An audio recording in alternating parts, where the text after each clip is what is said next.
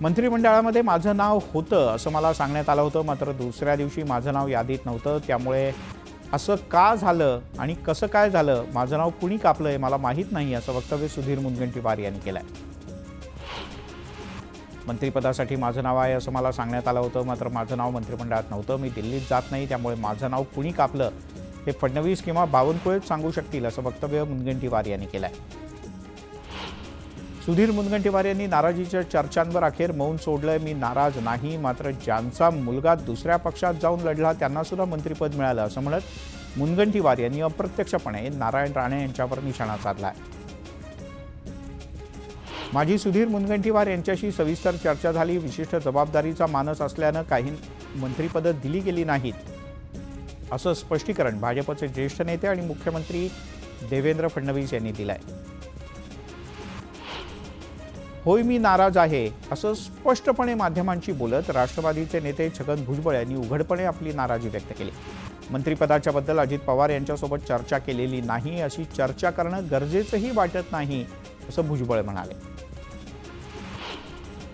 मनोज जरांगे यांना अंगावर घेण्याचं बक्षीस मिळालं असं छगन भुजबळ यांनी म्हटलंय. मात्र किती मंत्रिपदं आली आणि गेली, पण भुजबळ संपला नाही असं म्हणत त्यांनी थेट इशाराच दिलाय.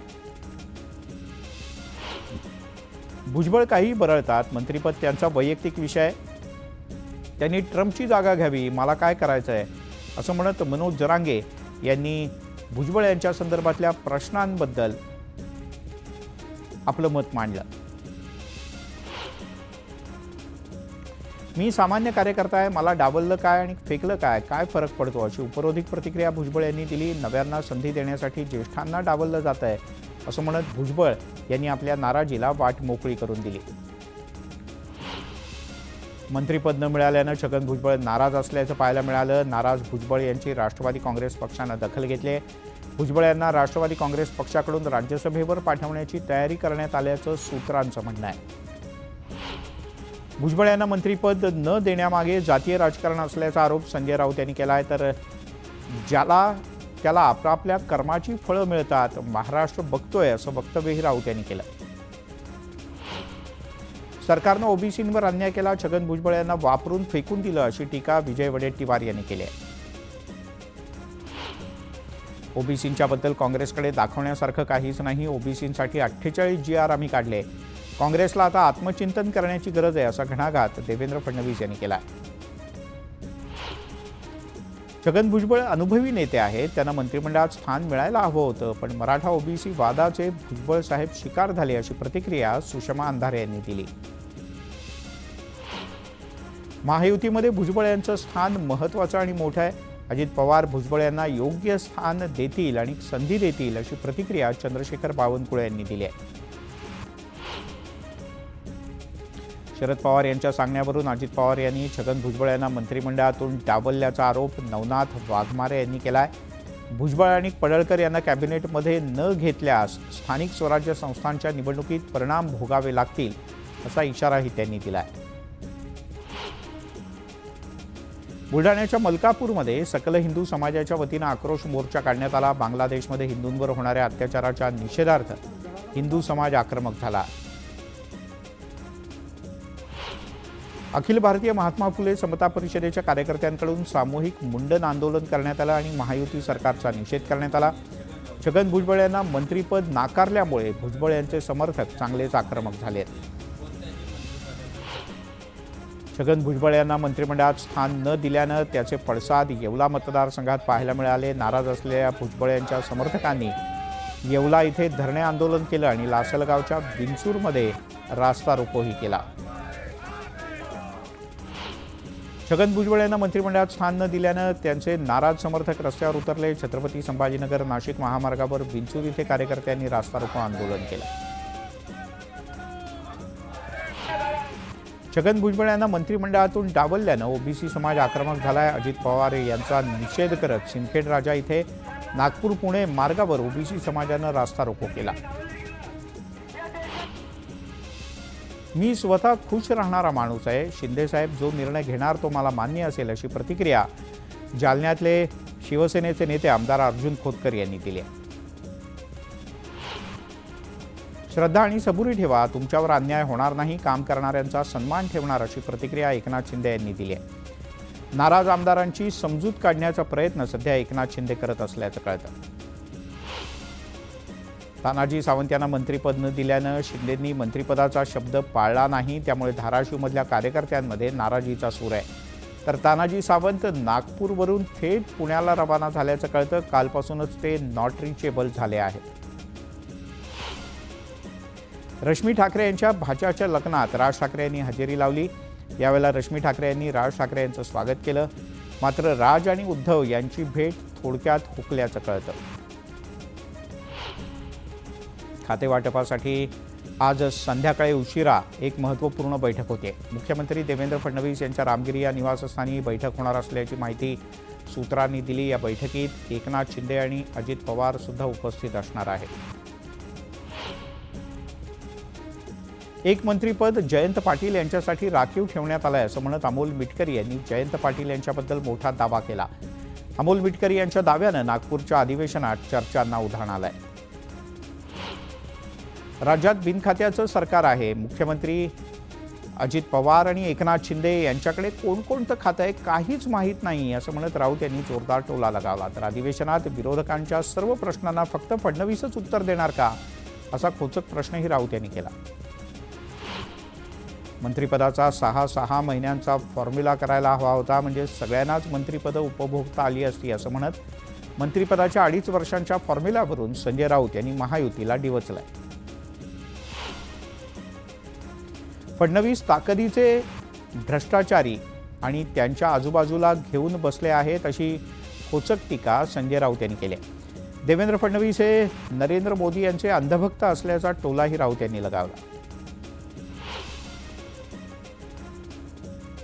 माझ्या खांद्यावर टाकलेली मंत्रिपदाची जबाबदारी मी योग्यरित्या पार पाडेन असा विश्वास नितेश राणे यांनी व्यक्त केला आहे. तर मला शुभेच्छा देण्याइतकं राऊत यांचं मन नक्कीच मोठं नाही असा खोचक टोला नितेश राणे यांनी लगावला. महायुती सरकारनं ओबीसींचे जास्तीत जास्त मंत्री केल्याबद्दल हरिभाऊ राठोड यांनी सरकारचे आभार मानले आहेत. महाराष्ट्राच्या राजकारणात पहिल्यांदाच 17 ओबीसींना मंत्रिपदं मिळाल्याचं हरिभाऊ राठोड यांनी म्हटलंय. माजी मंत्री रवींद्र चव्हाण यांच्या बंगल्यात एका तरुणाला बंद करून ठेवण्यात आल्याचा गंभीर आरोप नाना पटोले यांनी केला. त्यानं 9 कोटी रुपये चोरलेत, काही पैसे परत मिळत नाहीत, त्यामुळे या तरुणाला डांबून ठेवण्यात आलाय असा आरोप नाना पटोले यांनी केला आहे. नाना पटोले यांनी आधीसुद्धा अनेकदा खोटे आरोप केले. ते सतत वेगवेगळ्या नेत्यांवर आरोप करत असतात. त्यांनी असं बिनबुडाचे आरोप करणं चुकीचं असल्याचं प्रत्युत्तर स्वतः रवींद्र चव्हाण यांनी दिलंय. विधिमंडळ परिसरात राष्ट्रवादी काँग्रेस पक्षाच्या दोन्ही गटांना कार्यालय मिळालंय. अजित पवार यांच्या पक्षासह शरद पवार गटाला सुद्धा कार्यालय मिळालं. गेल्या अधिवेशनात मात्र दोन्ही गटाला एकच कार्यालय मिळालं होतं. भुसावळ तालुक्यातील वरणगाव शहर काँग्रेस कमिटीतर्फे एक बैठक आयोजित करण्यात आली होती. या बैठकीत ईव्हीएम हटाव देश बचावच्या घोषणा देत निवडणूक बॅलेट पेपरवर घ्यावी अशी मागणी करण्यात आली. काँग्रेस कमिटीच्या वतीनं तिरंगा चौकात लवकरच स्वाक्षरी मोहीम घेण्यात येणार आहे. सोलापूरमधल्या माळशिरसच्या चौंडेश्वरवाडी ग्रामपंचायतीनं सरकारला एक निवेदन दिलं आणि हेलिकॉप्टर द्या अशी मागणी केली. गेल्या 70 वर्षांपासून रस्त्यांची मागणी पूर्ण होत नसल्यानं ग्रामपंचायतीनं थेट हेलिकॉप्टरची मागणी केली. पालघरच्या जव्हार, मोखाडा आणि विक्रमगड तालुक्यात 16 ते 20 डिसेंबरपर्यंत कुष्ठरोग सर्वेक्षण मोहीम राबवली जाणार आहे. या पार्श्वभूमीवर आरोग्य अधिकाऱ्यांच्याकडून हर घर सर्वेक्षण अभियान राबवलं जाईल. जळगावमध्ये उत्पादन वाढीसाठी शेतकऱ्यांना नॅनो खतं आणि फवारणीसाठी ड्रोन उपलब्ध करून देण्यात आले. दरम्यान या तंत्रज्ञानाच्या बद्दल जनजागृती करणाऱ्या मोबाईल व्हॅनचं जिल्हाधिकारी आयुष प्रसाद यांच्या हस्ते उद्घाटन करण्यात आलं. सांगलीच्या मणेराजुरीमध्ये शक्तीपीठ महामार्गाच्या विरोधात शेतकऱ्यांनी रास्तारोको आंदोलन केलं. सरकारनं हा महामार्ग रद्द करावा अशी मागणी आंदोलनकर्त्यांनी केली. वाढवण बंदर महामार्ग भूसंपादनाच्या कामाला स्थानिकांनी विरोध केला. बंदराच्या विरोधात स्थानिक शेतकऱ्यांसह काही संघटना आक्रमक झालेत. काम रोखण्याचा प्रयत्न करणाऱ्यांना पोलिसांनी ताब्यात घेतलं. बीड जिल्ह्यातील माजी सरपंचाच्या हत्येच्या निषेधार्थ धुळ्यात आंदोलन करण्यात आलं. यावेळेला धनंजय मुंडे यांच्यासह पंकजा मुंडे यांच्या विरोधात जोरदार घोषणाबाजी करण्यात आली. तर या हत्येचा तपास SITकडे वर्ग करावा अशी मागणी आंदोलनकर्त्यांनी केली आहे. यावल तालुक्यातील दहीगावमध्ये एका शेतकऱ्याच्या घरासमोरच्या लिंबोणीला तब्बल 2.5 किलो वजनाचा सुईलिंब लागलाय. या झाडाला 5 वर्षानं फळ आलंय. रत्नागिरीच्या जयगडमध्ये वायुगळती बाधित मुलांना पुन्हा एकदा जुलाब उलट्यांचा त्रास झाला. उलट्या मळमळ यामुळे 12 मुलांना उपचारासाठी रुग्णालयात दाखल करण्यात आलं. दरम्यान मुलांची प्रकृती स्थिर असल्याची माहिती डॉक्टरांनी दिली. पालघरच्या विक्रमगडमध्ये विजय दिनाच्या निमित्तानं अग्निवीर मार्गदर्शन शिबिराचं आयोजन करण्यात आलं होतं. या शिबिराला महाविद्यालयीन विद्यार्थ्यांनी मोठा प्रतिसाद दिला. माजी सैनिकांनी यावेळेला बाईक रॅली काढली. सांगली जिल्ह्यातल्या वाळवा इथे रेणुकामाता यात्रेच्या निमित्तानं उलट्या दिशेनं धावणाऱ्या रिक्षांचा जबरदस्त थरार पाहायला मिळाला. यात स्पर्धेतील विजेत्यांना रिक्षा चालकांना रोख रक्कम देऊन गौरवण्यात आलं. नंदुरबारच्या सारंगखेडा घोडे बाजारात 2 दिवसात 60 लाखपेक्षा अधिकची उलाढाल झाली आहे. 2 दिवसात 150 पेक्षा अधिक घोड्यांची खरेदी विक्री झाल्याचं कळतं. 18 तारखेपासून या घोड्यांच्या विविध स्पर्धा सुरू होत आहेत. संविधानाचा अपमान कुणालाच सहन होणार नाही. संविधानाचा अपमान करणाऱ्या मनोरुग्णाला अटक करण्यात आले. राज्यात कायदा सुव्यवस्था राखण्याचा प्रयत्न केला जाईल असं आश्वासन मुख्यमंत्री देवेंद्र फडणवीस यांनी दिलं. बीड आणि परभणीतील घटना गंभीर असून यावर सविस्तर चर्चेसाठी सरकार तयार असल्याचं मुख्यमंत्री देवेंद्र फडणवीस यांनी म्हटलंय. अध्यक्षांनी चर्चेसाठी उद्याचा दिवस द्यावा अशी मागणी त्यांनी केली. परभणीतील सोमनाथ सूर्यवंशी या भीमसैनिकाच्या मृत्यूला देवेंद्र फडणवीसच जबाबदार आहेत. ते स्वतःला गृहमंत्री समजतात असा आरोप संजय राऊत यांनी केला. देवेंद्र फडणवीस यांच्याकडून मला मोठ्या अपेक्षा आहेत. फडणवीस यांनी बीड आणि परभणीच्या घटनांमध्ये लक्ष घालावं अशी मागणी खासदार सुप्रिया सुळे यांनी केली आहे. अहिल्यानगरच्या निळवंडे धरणाच्या कालव्याचं काम म्हाळादेवी गावातील आंदोलकांनी बंद पाडलं. शेतकऱ्यांच्या मागण्यांकडे दुर्लक्ष होत असल्यानं संतप्त ग्रामस्थांनी कॅनॉलमध्ये ठिय्या केला. पंढरपूरमध्ये आंबेडकर अनुयायांच्याकडून बंद पुकारण्यात आला. परभणीतील सोमनाथ सूर्यवंशी मृत्यू प्रकरणाच्या निषेधार्थ आंबेडकरी अनुयायी आक्रमक झाल्याचं पाहायला मिळालं. परभणी घटनेच्या निषेधार्थ शहापूरच्या खर्डी आणि कसारा इथे कडकडीत बंद पाळण्यात आला. यावेळेला मोर्चा काढत संविधान प्रतिकृतीच्या विटंबनेच्या घटनेचा निषेध करण्यात आला.